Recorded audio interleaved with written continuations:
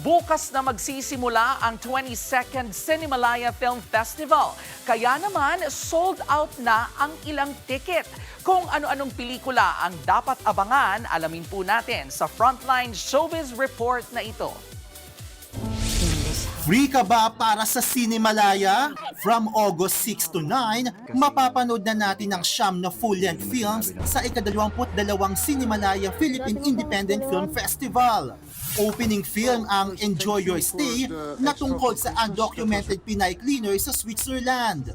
Palaban din ang official closing film na Filipiniana. Alam mo, dapat mag-ingat ka dito sa golf course. Karamihan ng mga golfers, hindi mabait. Pero eto na nga, viral na ang 2 valid IDs kung saan bida si Pokwang. Trailer pa lang kasi, relate na ang marami. Kaya ka nga kukuha ng ID dahil wala kang ID. Tapos hahanapan ka ng ID. Kanino bang idea to? Eto naman ang interesting.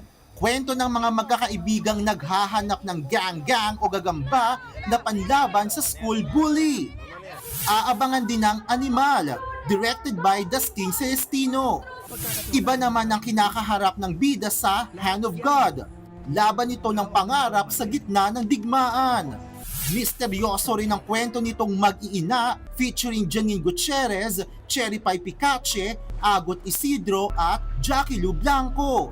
Pasabog naman ang cast ng Status Rejected na binubuo ni Ruby Ruiz, Alessandra De Rossi at Beverly Salviejo. Hindi papatalo ang entry na Tayo Lang Ang Nakakaalam.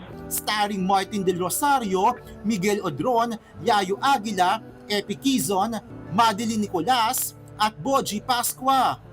Lalabas naman ang aktres na si Quinay Mercado sa Kakasayawan. Ang lahat ng yan, handog ng TV5 na official partner ng Cinemalaya. Our effort, sana ma-appreciate ang mga tao, sana maging interested ang mga tao, sana manood sila ng Cinemalaya. Kaya ano, tara, Cinemalaya! Nagbabalita mula sa Frontline. Von Belinario, News 5. Mga kapatid, Jervy Wrightson po. Eto na nga. Para sa latest showbiz news at iba pang K-alaman, mag-follow at mag-subscribe na sa social media pages ng News 5.